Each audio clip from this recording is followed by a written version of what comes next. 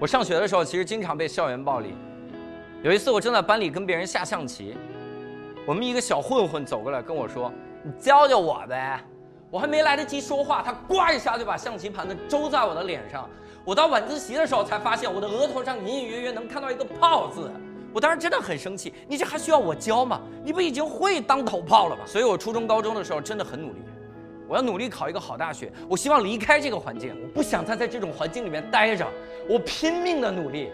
结果到了我工作的时候，我又看到了那个小混混的朋友圈，我发现他竟然过得很好。他怎么能过得很好呢？他可是欺负我的那个人啊！我应该点开朋友圈之后，发现他拖家带口流落街头，上面还写着“谁能给我一张正好演出的门票？我换了钱去给孩子买牛奶，这样才对啊！”但是他过得很好，而我就因为不喝牛奶，将来就要流落街头。所以那个时候我决定开始躺平，我决定不要努力了，因为我认为不努力就不会带来期待，没有期待就不会有失望，没有失望我就不会受到伤害。